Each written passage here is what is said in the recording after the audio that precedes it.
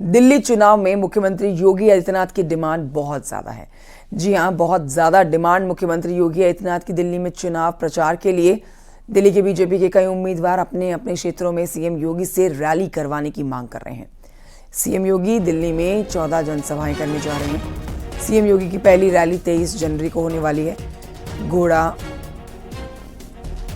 शाहदरा, केराड़ी, द्वारका, बिजवासन, पालम, राजेंद्र नगर, पटपड़गंज इलाके के अलावा कई और जगह पर मुख्यमंत्री योगी आदित्यनाथ कार्यक्रम करने जा रहे हैं।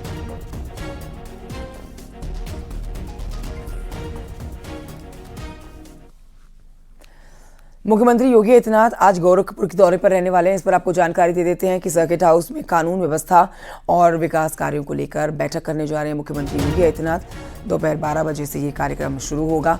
इसके बाद सीएम योगी दोपहर 1 बजे जू में आयोजित कार्यक्रम में हाथी के रेस्क्यू सेंटर का लोकार्पण करेंगे और करोड़ों की विकास योजनाओं का लोकार्पण आज करने जा रहे हैं। इसके बाद सीएम योगी दोपहर 2 बजे बीजेपी की ओर से आयोजित संविधान गौरव यात्रा और संविधान गौरव गोष्ठी में शिरकत करेंगे।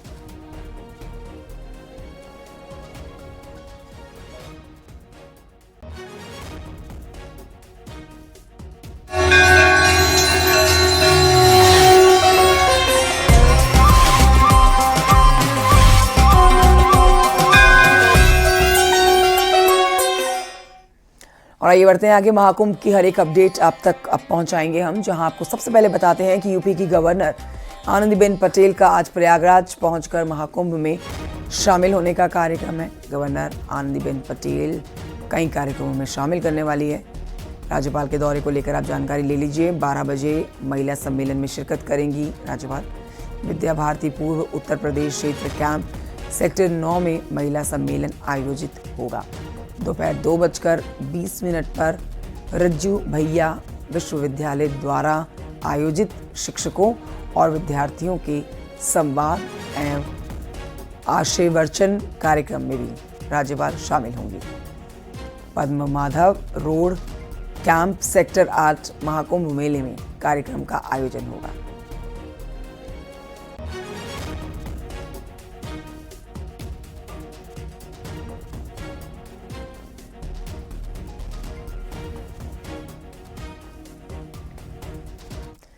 संगम नगरी में हर दिन श्रद्धालुओं का सैलाब देखा जा रहा है। त्रिवेणी में हर रोज लाखों लोग स्नान कर रहे हैं। इस पर आपको अपडेट दे देते हैं। कल का रविवार को 55 लाख से ज्यादा लोगों ने आस्था की डुबकी लगाई। 10 लाख कल्पवासियों और 45 लाख श्रद्धालुओं ने संगम में स्नान किया। महाकुंभ में अब तक 8 करोड़ से ज्यादा श्रद्धालु संगम में आस्था की डुबकी लगा चुके हैं। 26 फरवरी तक चलने वाले महाकुंभ में 45 करोड़ श्रद्धालुओं के आने की उम्मीद है।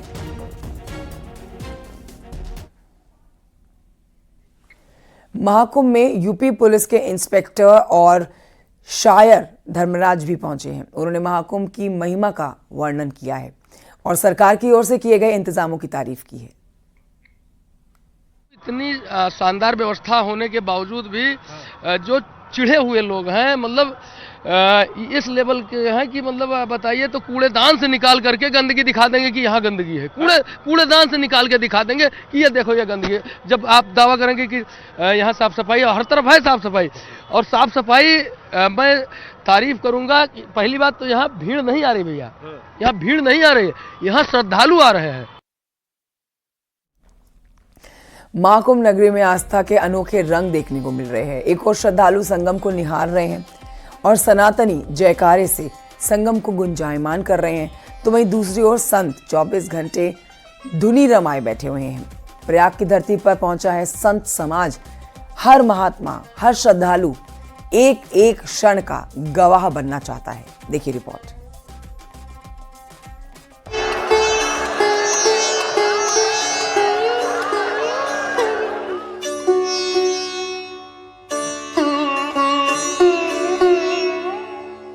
महाकुंभ में संगम स्नान के लिए देश के कोने कोने से करोड़ों श्रद्धालु पहुंच रहे हैं। मेले में देश विदेश से पहुंचे साधु संतों का अनोखा संसार देखने को मिल रहा है, जहां तप, जप और सत्संग कर भक्त भी निहाल हो रहे हैं।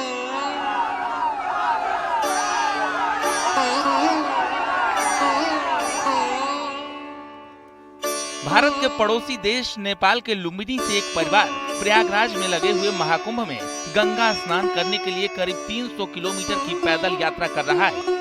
नेपाल के लुम्बिनी निवासी बेदी यादव भारत के कई हिंदू तीर्थ स्थान का पैदल दर्शन कर चुके हैं। प्रयागराज में लगे हुए महाकुंभ में आस्था की डुबकी लगाने के लिए ये अपने परिवार के साथ पैदल यात्रा कर रहे हैं। साथ ही रास्ते में सनातन संस्कृति का प्रचार प्रसार भी करते चलते हैं। हमारा यात्रा जो है अयोध्या होगा, पैदल यात्रा। अयोध्या के बाद यहाँ से जो है प्रयागराज का यात्रा होगा। तो सभी लोग से, सभी सनातनियों से कर रहे हैं कि सब लोग का आशीर्वाद चाहिए। उन्हीं लोग का आशीर्वाद लेकर के हम पैदल चल रहे हैं और प्रभु श्री राम का भी आशीर्वाद हम पर बनी रहे कि हमारा यात्रा कहीं और उठ न हो, हम यात्रा को पूरा करें। श्री कृष्ण गोविंद हरे मुरारी, हे नाथ नारायण वासुदेवा। महाकुंभ नगरी की बात ही निराली है। अलग अलग राज्य से आए श्रद्धालु आस्था में डूबे नजर आ रहे हैं। राजस्थानी परिधान में संगम आई महिलाओं ने गीत सुनाकर कुंभ नगरी की आभा का बखान किया। महिलाओं ने कहा कि कुंभ नगरी आकर उनका जीवन धन्य हो गया। महाकुंभ की नगरी में है और महाकुंभ की नगरी सनातन जय का नारा बुलंद करते हुए नजर आ रही है। कोई भजन, कोई कीर्तन आपको गाने वाले थे, लगाइए। बोले बोले में आए हूँ, मेरे बंगले की धुन सुन के मैं प्रयागराज में आई हूँ, तेरे डमरू की धुन सुन के मैं प्रयागराज में आए हैं। बोले ओ बम बोले, तेरी नगरी में आई हूँ। महाकुंभ मेले में आए नागा साधुओं का अंदाज भी निराला है। महाकुंभ में पहुंचे ये नागा बाबा खुद को टाइगर बाबा कहते हैं। टाइगर बाबा 10 साल की उम्र में नागा सन्यासी बन गए थे। जिस घर को अगर अपन ने छोड़ दिया उसमें क्या जाना डबल से। हमें एक घर छोड़ने जितना परिवार मिल गया, ये सारा मेरा परिवार है।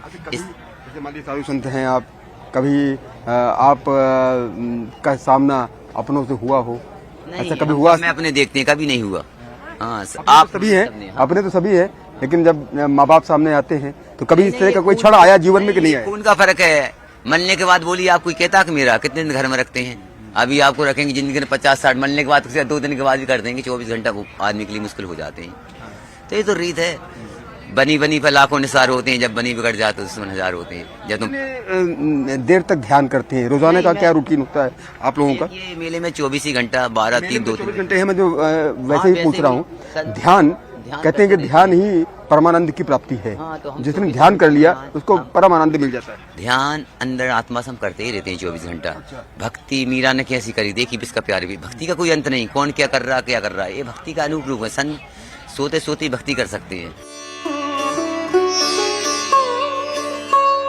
सच में आस्था के इस संगम के रंग अनोखे हैं। श्रद्धालु संगम को निहार रहे हैं, सनातनी उद्घोष की आवाज को बुलंद कर रहे हैं और संत 24 घंटे धुनी रमाए बैठे हैं। वैसे भी महाकुंभ का ये पवित्र अनुष्ठान वैश्विक कल्याण का अनुष्ठान है। यही वजह है कि प्रयाग की धरती पर पहुंचा हर संत, हर महात्मा, हर श्रद्धालु एक एक क्षण का गवाह बनना चाहता है। Bureau report, news 18।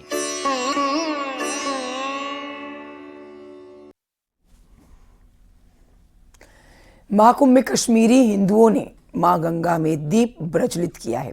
कश्मीर में हिंदुओं के नरसंहार को लेकर कश्मीर से आए हिंदुओं ने सरकार से अपने हक की मांग भी की।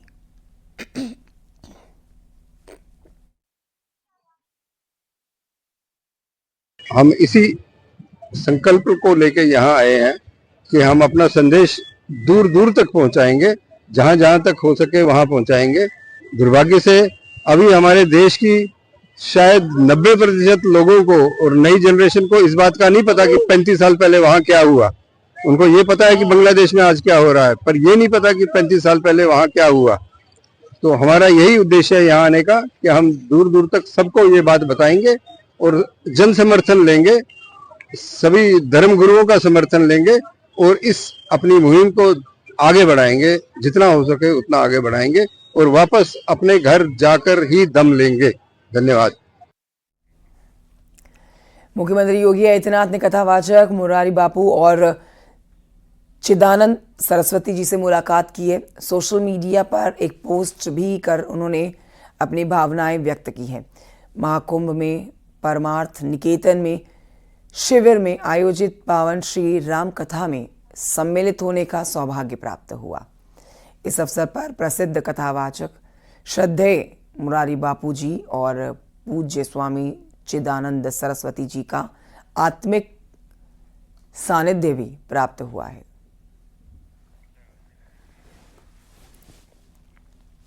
मुख्यमंत्री योगी आदित्यनाथ ने अपने प्रयागराज दौरे को लेकर सोशल मीडिया पर एक पोस्ट लिखा है। मुख्यमंत्री कहते हैं कि पावन संगम नगरी प्रयागराज में पूरी पीठाधीश्वर जगत गुरु शंकराचार्य पूज्य स्वामी श्री निश्चलानंद सरस्वती जी महाराज का आत्मीय सानिध्य एवं मार्गदर्शन प्राप्त हुआ और इसी के साथ ये तस्वीर भी साझा की है।